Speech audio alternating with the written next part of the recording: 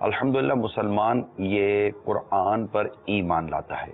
قرآن کریم پر ایمان لانے کا جو پہلا تقاضا ہے وہ یہ ہے کہ مسلمان اس کے احکام کو بلا چوں و چرا کہ تسلیم کر لے اور ان پر عمل کرے، چاہے ان احکام کی حکمت انہیں سمجھ میں آئے یا نہ آئے۔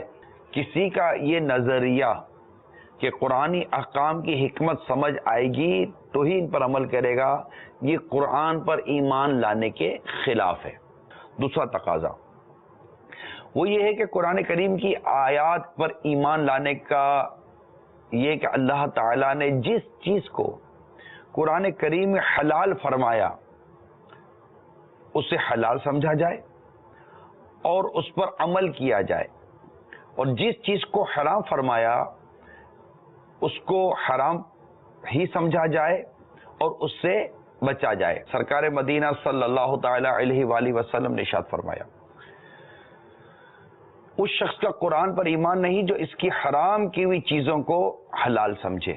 اب تیسری بات، جہاں قرآن کریم کی آیتوں کا انکار ہوتا ہو یا معاذ اللہ قرآن کریم کی آیات کا مذاق اڑایا جاتا ہو، وہاں نہ بیٹھا جائے، یہ بات بالکل اپنی گرے سے باندھ لی جائے۔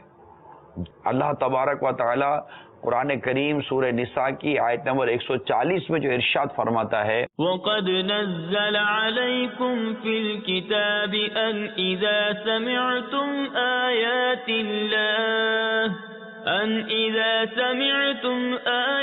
اللَّهِ يُكْفَرُ بِهَا وَيُسْتَهْزَأُ بِهَا فلا تقعدوا معهم حتى يخوضوا في حديث غيره إنكم إذا مثلهم إن الله جامع المنافقين والكافرين في جهنم جميعا۔ اور بے شک اللہ تم پر کتاب میں اتار چکا کہ جب تم اللہ کی آیتوں کو سنو کہ ان کا انکار کیا جاتا اور ان کی ہنسی منائی جاتی ہے تو ان لوگوں کے ساتھ نہ بیٹھو جب تک وہ اور بات میں مشغول نہ ہوں، ورنہ تم بھی انہی جیسے ہو۔ بے شک اللہ کافروں اور منافقوں سب کو جہنم میں اکٹھا کرے گا۔ دیکھیں کتنا واضح بیان ہے۔ اللہ تبارک و تعالی ہم سب کو اس حکم پر عمل کرنے کی اور اس حکم کو سمجھنے کی توفیق عطا فرمائے۔